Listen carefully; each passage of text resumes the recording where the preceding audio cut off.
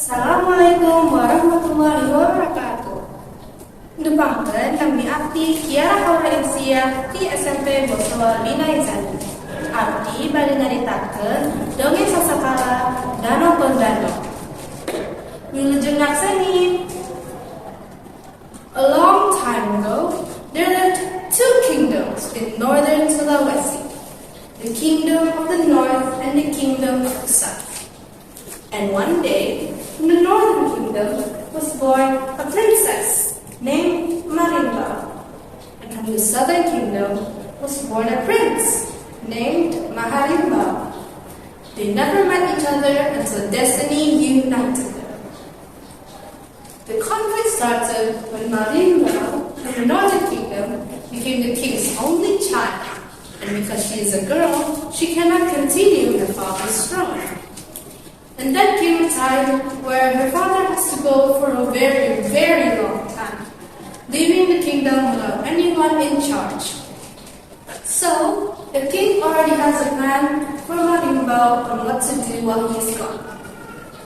Marimba, I will be gone for a long, long time, maybe years perhaps. So please, marry a man soon in order to secure the kingdom's safety. But Marimba had other ideas in her mind. I'm sorry, father, but I have another idea.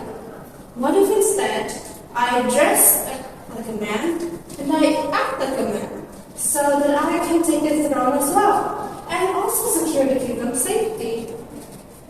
The king thought about this for a very, very long time.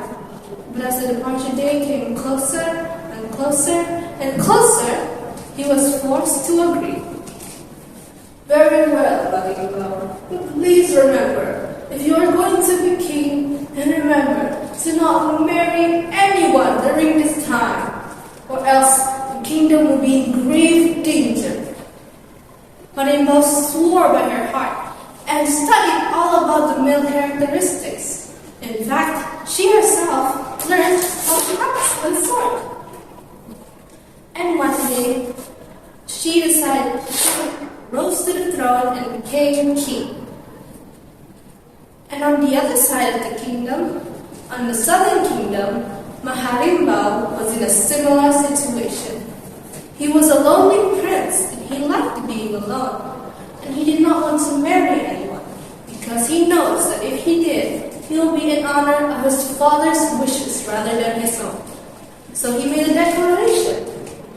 Father, I do not wish to marry anyone, for I am capable of ruling over the kingdom on my own. Both of their wishes were heard by the divine and written in the stars, thus binding them together with a promise that they will soon regret. One day, Marimba was out hunting with all her might. She was focusing so much that she did not realize that she was already in the southern kingdom. Maharimba saw this and was suspicious because she did not look like anyone from his kingdom. So he shouted at her to get her attention. Hey you! Who are you? And what are you doing here? Marimba was panicking and immediately got on her horse and started running away. And so Maharimba got even more suspicious and also chased her after. In fact, he even used his weapon on her, shooting a bunch of arrows all the way at her. And when one of the arrows hit her horse, she fell to the ground immediately, and her disguise fell off. Her beautiful, luscious black hair flows beautifully out of her face, and Maharimba soon found himself love-struck.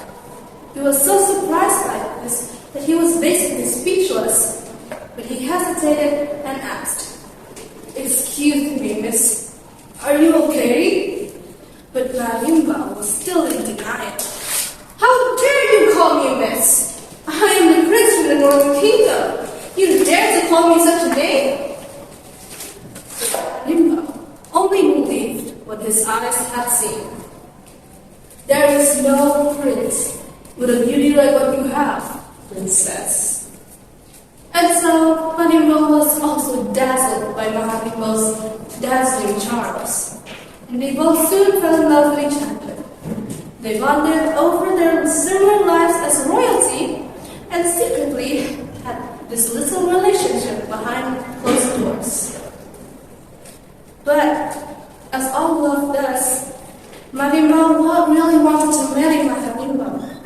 But she knows that if she did, she will be going against her own promise, and so is her father's. She will be putting the entire kingdom in danger. But she was badly blinded by love, and she decided to break her promise, putting the entire kingdom in grave danger and marrying Mahalimba. And so they did get married. And when the king heard about this, he was furious. He was boiling with anger. He even had the guts to curse at his own daughter. How dare she! How dare she betray the throne!